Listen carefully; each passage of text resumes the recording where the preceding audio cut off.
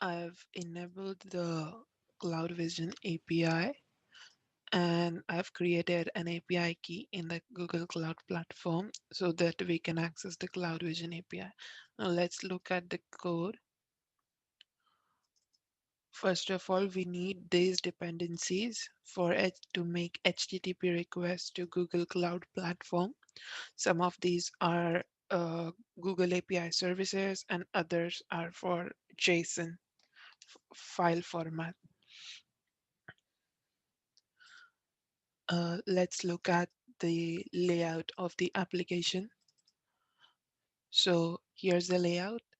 First of all, there is a floating action button which prompts the user for camera and gallery option.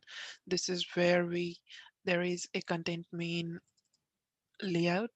Here we display the image results and here we display the text that we receive from Cloud Vision API.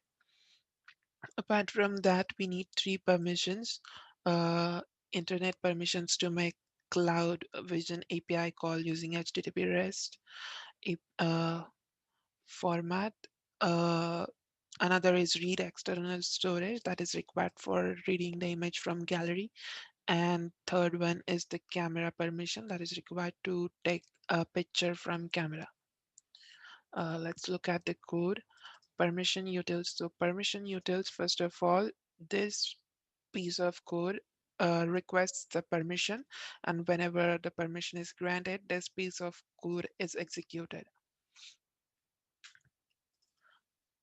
Let's look at package manager util. Package manager utils basically takes the data and creates a SHA-1 message digest from it.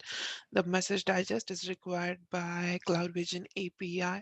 So whenever we make a HTTP REST request call to Cloud Vision API, we need to send the message digest with it as well. So this get signature, first of all, uh, gives us the package name, uh, and then returns null if anything is not right. Otherwise, it will return the signature digest. That is, signature digest is just the SHA-1 encoding, SHA-1 hashing of the message that we have. Let's look at the main activity code. So in main activity, first of all, we have used the cloud API key that we have created.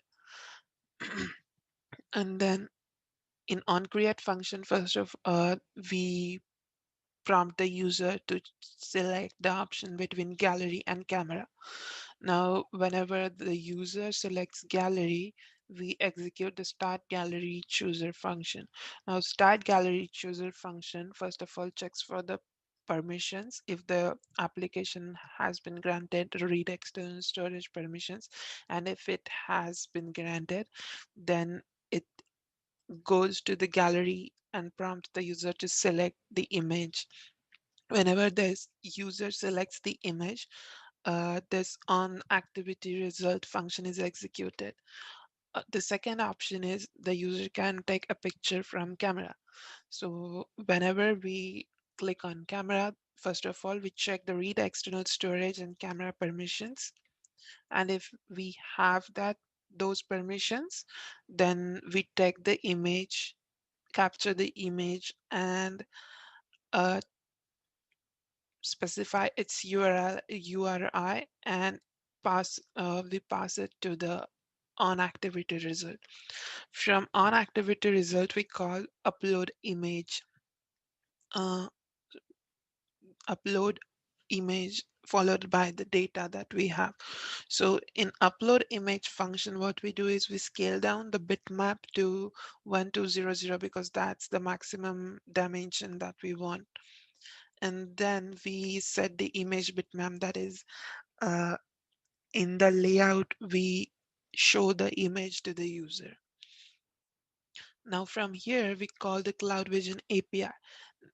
In Cloud Vision API, we first display the result that uploading image, please wait.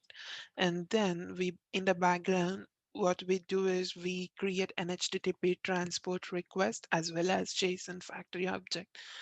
Uh, Apart from that, we also create the vision request initializer where we specify the vision API key, the Android package header, the signature, that is SHA-1 message digest of for that package, uh, and we attach that as the Android certificate header. Uh, we use that request inside the vision builder object, and then we start to create annotate image requests. Now batch annotate image request takes a list of annotate image requests. In this code, what we are basically doing is we are taking the image, then compressing it to the JPEG format, and then uh, converting that JPEG format to base64 encoded image, and then set that image to annotate image request. Uh, Here we are specifying the function that we use of the Cloud Vision API, that is label detection function. And then we add that annotate image request to batch annotate image request. Apart from that, if we look at the convert response to string, whenever we receive the response from the Cloud Vision API, we convert that response to string. So what this is doing is it takes the list of responses and shows the user the confidence of the label as well as the label itself. Let's look at the emulator.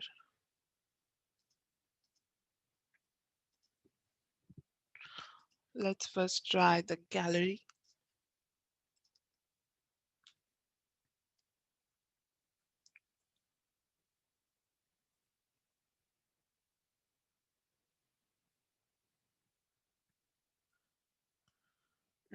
We will try the camera now.